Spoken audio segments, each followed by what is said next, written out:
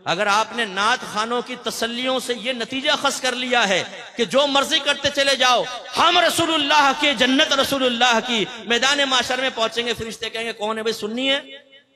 जी जी सुन्नी हो, बस आ जाओ, जो कुछ किया कोई बात नहीं, तुमने चर्स पी, जिना किया, कुछ भी सुन्नी है ना, सीधे जन्नत में चला जाओ, जन्नत तो तुम्हारा इंतजार कर रही है। अगर ये ख्वाब आपको दिखाए गए हैं तो खुदारा मुफ्ती मुनीब रवान साहब के इस कौल पर अमल कर ले। एक जगह बयान चल रहा था, प्रोग्राम था, मुफ्ती साहब भी थे, मैं बैठा हुआ था, नात खान वो पहुंचा रहा था लोगों को इधर से उधर 2 मिनट में, जो हमारे अक्सर नात खानों की आदत होती है, कोई बैठा हो तो भाई नाराज ना हो।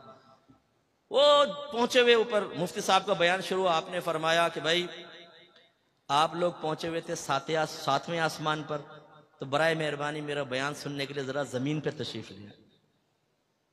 तो हमारे सुन्नियों का ये मामला है, हमारे लड़के चर्स पिए, मवाली हों, नमाज पढ़े ना पढ़े, पूरी रात नातियां महफिल में बैठे, फजर का वक्त आए तो घर में चले जाएं, जमात छोड़ दें, नमाज फर्ज तर्क कर दें, जमात वाजिब नमाज फर्ज, वो फिक्र नहीं है, पूरी रात नात खानी में बैठे, और यकीन क्या दिलाया जाए, तुम सरकार की मोहब्बत में आए हो।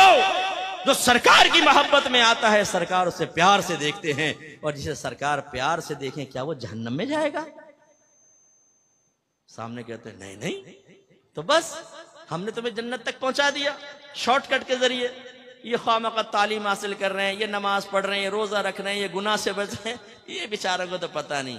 नात खान के पास एक अजीम शॉर्टकट, 1 मिनट में आपको सीधा जन्नत का रास्ता दिखाकर, फरिश्ते भी कहेंगे कहां गया वो, नात खान के दामन में वो छुपकर सीधा जन्नतुल फिरदौस के आला मकाम पर वहां बैठ के हूरों के साथ चाय पी रहा है 2 मिनट में। भाई इस ख्वाब की दुनिया से बाहर निकल आए। आप और मुझसे बड़े सहाबाए किराम आशिक रसूल थे, उनकी कोई एक मिसाल ऐसी बताएं कि उन्होंने नबी करीम के फरमान सुनने के बाद एक कान से सुना, दूसरे कान से निकाला, और उन्होंने ये अर्ज किया हो माज़अल्लाह कि आपका बनाया हुआ मायार ठीक है, ये आप अपने पास रखें, लेकिन हम ये कहते हैं कि आपकी मोहब्बत हमें जन्नत तक पहुंचाएगी, लिहाजा इन तकल्लुफात की जरूरत नहीं, हम वैसे जन्नत में पहुंच जाएंगे। है कोई साहबी ऐसा? नहीं। वो इश्क में कामिल व अकमल थे, तो किस वजह से थे कि उन्होंने नबी करीम की इताअत की।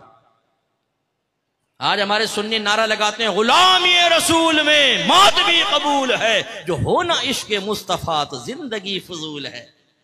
फिर एक दूसरे को देखते हैं कैसा लगा नारा, दूसरा कहता है वाह क्या नारा लगाया तूने यार, ब्लड सर्कुलेशन तेज हो गई। अच्छा भाई कर ले तेज। अब ये नारा भी लगा कि गुलामी रसूल में दाढ़ी भी कबूल है, क्योंकि सरकार ने फरमाया दाढ़ियां बढ़ाओ, मूछें छोटी करो, और यहूदियों की सूरत मत बनो।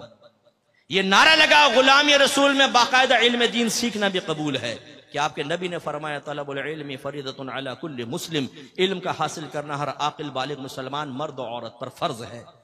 अपने घर वालों को नेकी का हुक्म दें, बुराई से रोकें, क्योंकि अल्लाह ने फरमाया वअमुर अहलका बिस्सलाति वस्तबिर अलैहा ला नसअलुका रिज़्क़न नहनु नरज़ुकुक। अपने घर वालों को नमाज का हुक्म दे और खुद भी उस पर साबित कदम रहे। हम तुमसे रिज्क का सवाल नहीं करते, रिज्क तो हम तुम्हें अता फरमाएंगे।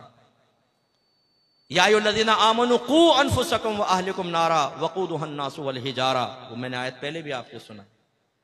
तो करें अपने घर वालों की इस्लाह। बीवी पड़ी फजर में खर्राटे ले रही है, शर्म हया नहीं है कि बीवी को उठाओ।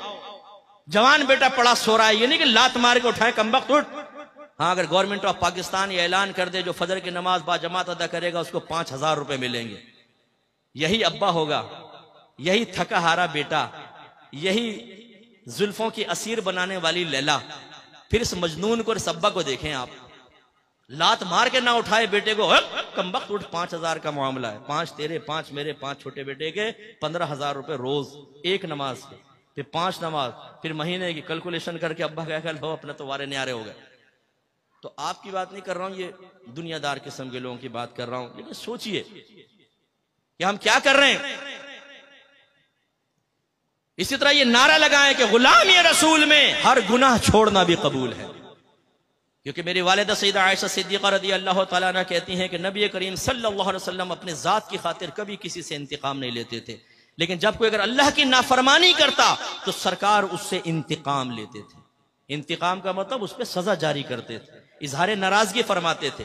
अगर आप ये समझते हैं कि नात खानी में बैठने के बाद मैं नमाज़े क़ज़ा करूं, मैं लड़कीबाजी करूं, मैं सेक्स चैट करूं, मैं पोर्न वेबसाइट के विजिट करूं, मैं गंदी हरकतों में मुलव्वस रहूं और सरकार मुझे मोहब्बत भरी निगाहों से देखें, तो ये आपकी खाम ख्याली है। नाफरमानी और मोहब्बत रसूल जमा हो सकती है, इसका इनकार नहीं है। शेख अब्दुल मुहद्दिस देहलवी रहमतुल्लाह अलैह फरमाते हैं कि नाफरमान अपने दिल में मोहब्बत रसूल रखे, ये मुमकिन है, लेकिन फरमाया वो मोहब्बत रसूल में नाकिस है। इसलिए कि मोहब्बत रसूल का तकाजा ये है, महबूब का तकाजा ये है कि महबूब के कहे पर चले। लोग तो अपने महबूब के लिए उस्तादों को छोड़ देते हैं, लोग तो अपने महबूब के लिए एकेडमियों को छोड़ देते हैं, लोग तो अपने महबूब के लिए उस्तादों से बदतमीजी के लिए तैयार हो जाते हैं। ये मोहब्बत का तकाजा है, ऐसा होना चाहिए मोहब्बत, कामिल मोहब्बत, पक्की मोहब्बत। एक औरत की मोहब्बत में इंसान सब कुछ कुर्बान कर दे, ये है कामिल मोहब्बत। बस मैं कहता हूं कि इसकी मिसल नहीं कह रहा हूं, ऐसी मोहब्बत हमारी होनी चाहिए कि नबी करीम की मोहब्बत में बाप नाराज हो, मां नाराज हो, दोस्त नाराज हो जाए, कोई भी नाराज हो, जब मेरे नबी ने फरमा दिया तो मैं नबी का कहना मानूंगा, सबकी नाराजगी मोल लूंगा। यह है मोहब्बत। यहां तो नफ्स शैतान ही इतना गालिब है, अल्लाह नाराज हो, रसूल नाराज हो, नफ्स शैतान नाराज ना हो, यह रविश सही नहीं है। तो इसलिए मैं आप सबसे गुजारिश करता हूं, आइए, अल हक स्कॉलर्स एकेडमी आपको दावत देती है, यहां पर आकर कुरान सुने, दीन सीखें, अकायद की इस्लाह करें, तज़किया नफ्स करें, किताब और हिकमत सीखें, आप खुद भी सीखें, उम्र के किसी भी हिस्से में हो। मैं अपने बुजुर्गों से अर्ज करता हूं, आईने में अपने सफेद बालों को देखकर यह सोचना कि अब तो उम्र गुजर गई, छोड़ दो, नहीं। एक बुजुर्ग के पास एक बूढ़ा शख्स आया, कहने लगा मैं तौबा करना चाहता हूं। आपने फरमाया कि बहुत देर से आए। उसने कहा हुजूर बहुत जल्दी आ गया हूं क्योंकि मौत से पहले आया हूं। तो ये ना सोचिए कि जी हमने तो पूरी जिंदगी गुजार दी, अब क्या इल्म सीखे, नहीं। अगर आप इस तरह चले गए तो हो सकता है जवानी में की गई गलतियों का खमियाजा भुगतना पड़े। सफेद बालों का मतलब ये नहीं है कि अगर आपकी जबान से जवानी में कलिमा कुफ्र निकला था तो मुआफ कर दिया जाएगा। आप अगर नमाजें कज़ा करते रहे थे तो सिर्फ आपकी सफेद दाढ़ी को देखकर नमाजें कज़ा करने का गुनाह मुआफ कर दिया जाएगा। ये कहां से आपने नतीजा निकाला? आप भी सीखिए और अपने बच्चों को और खुसूसन बेटियों को यहां जरूर दाखिला करवाएं, इल्म दीन सीखें और पक्के सुन्नी बने, पक्के मुसलमान बने कि जो अपने मजहब को बयान करना जानता हो, मजहब का दिफा करना जानता हो दलाइल के साथ, फिर मुजाहिदीन पैदा होंगे।